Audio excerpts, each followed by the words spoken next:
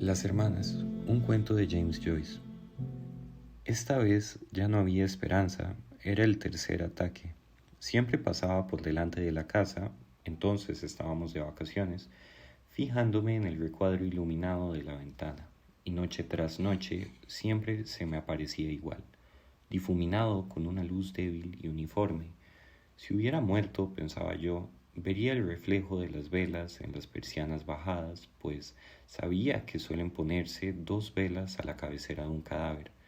Más de una vez me había dicho, no me queda mucho tiempo en este mundo, pero yo creía que hablaba a tontas y a locas. Ahora sabía que decía la verdad. Todas las noches, al levantar la mirada hacia la ventana, me repetía despacio la palabra parálisis. Siempre me había sonado rara, como gnomon en Euclides y simonía en el catecismo. Ahora, sin embargo, me resonaba a nombre de un ser maléfico y pecaminoso, un ser que daba mucho miedo y junto al cual, sin embargo, me gustaría estar para contemplar el entramado de la muerte. Cuando bajé a cenar, el viejo Cotter estaba sentado junto a la chimenea fumando, mientras mi tía me servía la sopa con el cazo, soltó estas palabras, como si pretendiera completar una observación anterior. No, no quiero decir con esto que fuese precisamente, pero había algo cómico, algo misterioso en él. Os diré mi opinión. Comenzó a dar chupadas a la pipa, intentando ordenar los términos de esta opinión. Viejo chocho. En un primer momento, cuando lo conocimos, nos parecía un tipo interesante por todas sus divagaciones sobre las destilaciones y los alambiques, pero rápidamente me cansé de él y sus historias interminables sobre destilerías. Tengo mi teoría sobre el particular, dijo. Pienso que era uno de esos casos peculiares, pero es difícil decir. Volvió a aspirar la pipa sin explicarnos su teoría. Mi tío me vio con los ojos como platos y entonces me dijo, bueno, no te va a gustar, pero tu viejo amigo ha muerto. ¿Quién? Dije yo. El padre Flynn. ¿Ha muerto? El señor Cotter nos lo acaba de decir. Ha pasado por su casa. Sabía que me estaban observando, así que seguí cenando como si la noticia no tuviese ningún interés para mí. Mi tío explicó al viejo Cotter. Él y el chico eran muy amigos. Le enseñaba tantas cosas ese viejo. Todos decían que le quería mucho. Dios tenga su alma en paz, dijo mi tía con acento devoto. El viejo Cotter se quedó mirándome un buen rato. Sentía que me estaba explorando con esos 2 ojitos negros y brillantes, pero no quería darle la satisfacción levantando la mirada del plato, y por eso volvió a su pipa y al final no se contuvo de escupir en la parrilla de la chimenea. No me gustaría ni un pelo, dijo, que mis hijos tuviesen algo que ver con un tipo así. ¿Qué queréis decir, señor Cotter?, preguntó mi tía. Quiero decir que no es bueno para los chicos, respondió el viejo Cotter. Pienso que los chicos deben preocuparse de correr y divertirse con los de su edad y no... Tengo razón, Jack. Pienso exactamente igual, dijo mi tío, que cada culo procure estar en su sitio. Es lo que le digo siempre a este joven Rosacruz. Haz mucho ejercicio físico. Oh, cuando yo era joven, todas las mañanas me bañaba en agua helada, en verano y en invierno. Es lo que me mantiene ahora en forma. La educación también es importante. Quizás el señor Cotter, añadió dirigiéndose a mi tía, le gustaría tomar un trozo de esa pierna de cordero. No, no me apetece, dijo el viejo Cotter. Mi tía sacó un plato de la despensa y lo puso en la mesa. Pero, ¿por qué, según vuestra opinión, no sería bueno para los chicos, señor Cotter?, preguntó. No es bueno para los chicos, respondió el viejo Cotter, porque esos son aún muy impresionables. Ver ciertas cosas, ya me entendéis, puede tener un efecto... Me llené la boca de sopa por miedo a echar fuera la rabia. Vejestorio chocho y borrachín. Era tarde cuando me dormí. Aunque me había molestado el viejo Cotter por tratarme como si fuera un niño, me estrujaba la cabeza por entender el sentido de aquellas frases inconclusas. En la oscuridad de mi habitación me imaginaba ver de nuevo el rostro gris y duro del paralítico. Me tapé la cabeza con las sábanas y traté de pensar en Navidad, pero el rostro gris me perseguía. Murmuraba algo y entendí que quería confesarme algo. Sentí que mi alma se retraía a alguna región placentera y depravada, pero allí me estaba esperando. Empezaba a confesarse murmurando y yo me preguntaba por qué sonreía sin parar y por qué tenía los labios tan húmedos de saliva. Luego me acordaba de que había muerto de parálisis y sentía que yo también estaba insinuando una sonrisa como para absolver lo simoníaco de su pecado. A la mañana siguiente, después de desayunar, fui a echar un vistazo a la casita de Great Britain Street. Era una tienda sin ningún alarde con el genérico cartel Mercería, y los artículos que más se veían eran sobre todo paraguas y polainas, generalmente en el escaparate. Había colgado un cartel que decía "Se arreglan paraguas". Ahora, sin embargo, no se veían carteles porque estaban cerrados los póstigos. En la puerta estaba colgado un lazo de crespón negro con una cinta. Dos mujeres rucas y un chico de telégrafos estaban leyendo la esquela pinchada en el crespón. Me acerqué yo también y leí: 1 de julio de 1895. El reverendo James Flynn, de la iglesia de Santa Catalina en Meath Street, de 65 años. Rest in peace. La segunda de la esquela me convenció de que había muerto y me sentí a disgusto ante lo indiscutible.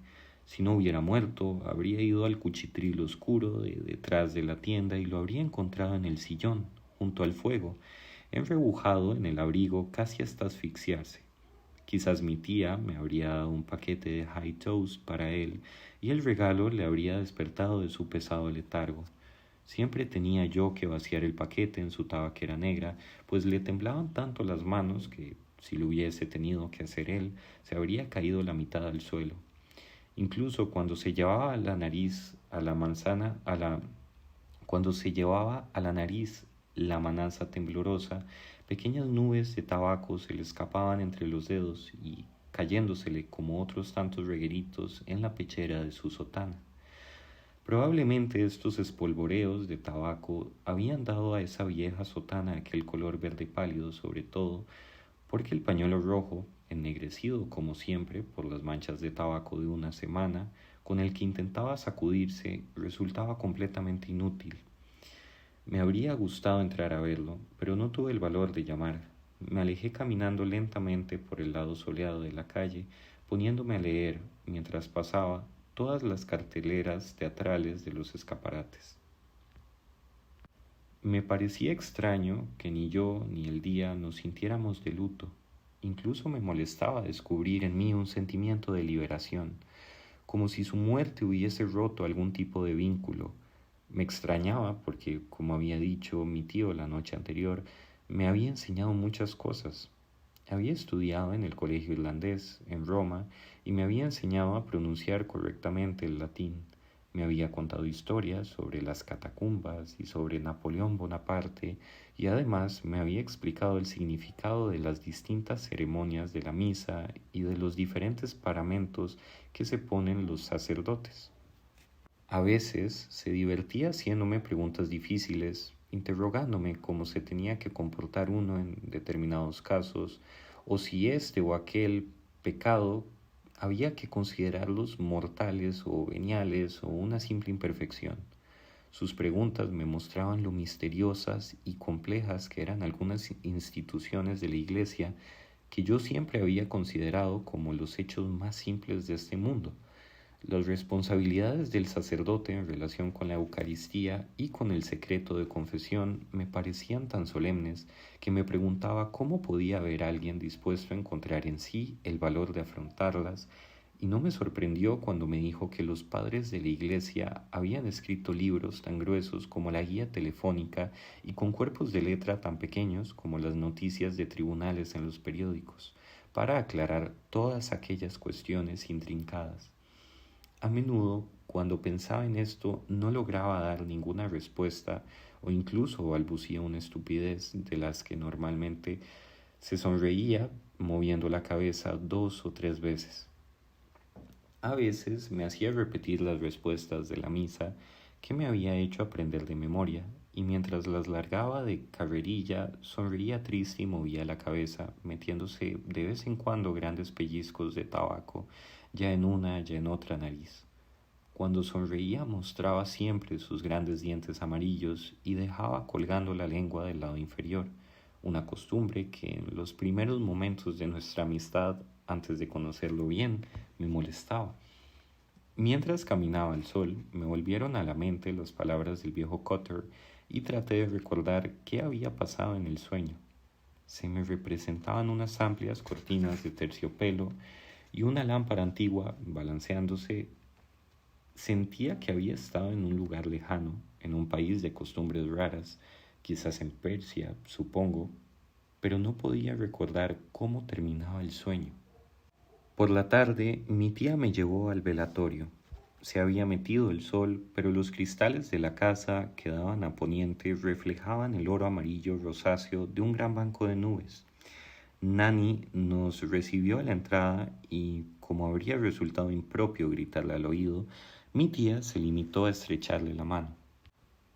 La vieja indicó con la mirada interrogativa al piso de arriba y cuando mi tía lo aceptó, se colocó delante de nosotros por la estrecha escalera con la cabeza tan inclinada que apenas quedaba más alta que la barandilla. Se detuvo en el primer rellano y nos hizo un gesto para que avanzáramos hacia la puerta abierta de la habitación del muerto. Mi tía entró y cuando la vieja se dio cuenta de mi titubeo, volvió a repetir la invitación con una señal de las manos. Entré de puntillas. Por los bordes de encaje de los visillos se difundía en la habitación un reflejo de luz oscura y dorada, en el que las velas parecían reducidas a sutiles y pálidas llamas. Le habían metido en el ataúd. Siguiendo el ejemplo de Nani, nos arrodillamos los tres a los pies de la cama.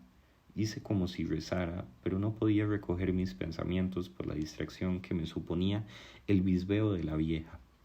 Me fijé de qué forma más ridícula tenía atada la falda por detrás y cómo los tacones de las pantuflas de paño estaban desgastados de un lado. Me vino a la cabeza la extraña idea de que el viejo cura parecía sonreír metido en el ataúd. Pero no. Cuando nos levantamos y nos acercamos a la cabecera de la cama, vi que no sonreía. Yacía imponente y solemne, vestido como para salir al altar, con las manazas que sujetaban un cáliz, inertes.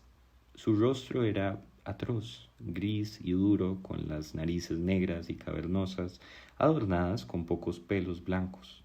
Un olor denso estañaba la habitación, las flores. Nos santiguamos y salimos. En el cuartito de abajo encontramos a Elisa sentada con un aire muy solemne en el sillón del cura. Me dirigí con paso inseguro hacia ella, donde me ponía siempre, en el rincón. Nani, mientras tanto, se volvió hacia el aparador y sacó una garrafilla de jerez y unas copas. Lo puso en la mesa y nos invitó a tomar una copita de vino. Luego, a una indicación de la hermana, llenó las copas de jerez y nos las pasó. Insistió en que tomara unas pastas, pero lo rechacé, pues tenía miedo de hacer demasiado ruido al comérmelas. Pareció desilusionada ante mi rechazo y se fue en silencio al sofá y se sentó detrás de la hermana. No hablaba nadie, todos miraban a la chimenea vacía. Mi tía esperó un suspiro de Elisa y luego dijo: «Sí, se ha ido a un mundo mejor». Elisa suspiró de nuevo e inclinó la cabeza en sentido afirmativo. Mi tía pasó el dedo por el tallo de la copa antes de beber un sorbo. «¿Sucedió serenamente?», preguntó. «Oh, con total serenidad, señora», respondió Elisa. «No nos hemos dado cuenta de cuándo ha expirado. Tuvo una hermosa muerte, gracias a Dios». «¿Y en cuanto a lo demás?». «Vino el padre O'Rourke a darle una extrema unción el martes pasado y a prepararlo. Estaba consciente, estaba completamente resignado». «Oh, tiene todo el aspecto», dijo mi tía. «Es lo que ha dicho la mujer que vino a lavarlo. Ha dicho incluso que parecía que dormía como un niño, por lo sereno y resignado que estaba. ¿Quién habría imaginado que se convertiría en un cadáver tan hermoso? Desde luego, dijo mi tía. Bebió otro pequeño sorbo y dijo, de todas formas, señora Flynn, debe ser un gran consuelo saber que han hecho por él cuanto estaba en sus manos. Lo que han hecho por él las dos es impagable, no hay que olvidarlo. Elisa alisó el vestido en sus rodillas. Ah, pobre James, dijo. Solo Dios sabe si hemos hecho todo lo que estaba en nuestras manos. Arrastramos tanta miseria, pero nunca le habría faltado nada mientras estuviera en este mundo. Nanny había inclinado la cabeza contra el cojín del sofá y parecía estar a punto de dormirse. Mirad, la pobre Nanny, dijo Elisa mirándola, está agotada. Con todo lo que hemos tenido que hacer ella y yo, empezando por buscar a la mujer para que lo lavara y colocar el cadáver y el ataúd o los preparativos de la misa en la iglesia, de no ser por el padre O'Rourke, no sé cómo lo habríamos hecho. Él nos trajo flores y los 2 candelabros de la capilla y escribió la esquela para el Freeman's General y se encargó de todo el papeleo del cementerio y del seguro del pobre James. Ha sido extraordinario, dijo mi tía. Elisa cerró los ojos y movió lentamente la cabeza. Ah, los viejos amigos son los que cuentan, dijo. En los momentos decisivos, si no, no hay nadie que te eche una mano. Así es, observó mi tía, y estoy segura de que ahora que se ha ido a recibir la eterna recompensa, no se olvidará de ustedes ni de su bondad.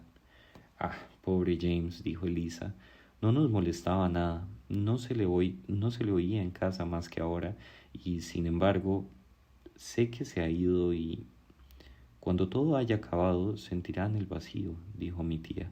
Lo sé, dijo Elisa, ya no tendré que llevarle la taza de caldo, ni usted, señora, tendrá que mandarle tabaco. Pobre James. Se paró como si estuviera en comunión con el pasado, luego añadió cautamente, pero últimamente me di cuenta de que le había pasado algo raro. Siempre que le llevaba su taza de caldo lo encontraba echado en el sillón, con la boca abierta y el breviario en el suelo. Se llevó un dedo a la nariz, frunció el ceño y después continuó. Sin embargo, seguía repitiendo que antes de que acabara el verano, un día que hiciera bueno, habría hecho un viaje para volver a ver la vieja casa en que habíamos nacido nosotros, allá en Irishtown, y nos habría llevado a mí y a Nanny, simplemente con coger uno de esos carruajes modernos que no hacen ruido, de los que le había hablado el padre O'Rourke, de esos con las ruedas reumáticas, decía, quizás alquilándolo para todo el día a un buen precio. En Johnny Rush, aquí delante, habríamos ido los 3 un domingo por la tarde. Se había convertido en un clavo fijo. Pobre James. Dios tenga misericordia de su alma, dijo mi tía. Elisa sacó un pañuelo y se secó los ojos. Luego se lo metió en el bolsillo y se puso a mirar la parrilla de la chimenea vacía sin decir palabra. Siempre tuvo demasiados escrúpulos, dijo. Las obligaciones del sacerdocio le pesaban demasiado y así ha pasado una existencia, ¿cómo podríamos decir, llena de tribulaciones? Ya, dijo mi tía. Era un hombre decepcionado, se veía. Cayó el silencio en el cuarto y, aprovechando la ocasión, me acerqué a la mesa para probar mi jerez y luego volví sin hacer ruido a mi silla, al rincón. Elisa parecía absorta en el flujo de sus pensamientos. Esperamos, por respeto, que ella rompiese el silencio. Después de una larga pausa, dijo despacio, fue aquel cáliz que rompió. Ahí empezó todo. Naturalmente, todos decían que no era nada. Quiero decir, que se trataba de un cáliz vacío. Sin embargo, la culpa, en todo caso, era del monaguillo. Pero el pobre James era tan nervioso que Dios tenga piedad de él. Entonces fue por aquello, dijo mi tía, había oído decir. Elisa asintió con la cabeza. Le afectó la cabeza, dijo. Desde entonces empezó a estar triste, a no querer hablar con los demás, a salir solo. Y por eso una noche que vinieron a buscarlo no dieron con él. El sacristán sugirió que mirasen en la capilla, cogieron las llaves y abrieron la puerta, y el padre O'Rourke, acompañado de otro sacerdote, entraron a buscarlo con una vela. ¿Podrá creer si le digo que estaba allí, solo, sentado en el confesionario, a oscuras, riéndose y totalmente despierto? Dejó de hablar de golpe como si hubiera oído algo, se quedó escuchando. Pero la casa estaba inmersa en el silencio y sabía que el viejo cura yacía inmóvil en el ataúd como lo habíamos visto, atroz y solemne en la muerte, el cáliz inútil sobre el pecho. Ella continuó, totalmente despierto y riéndose. Cuando lo vieron, enseguida pensaron lógicamente que se había pasado de rosca.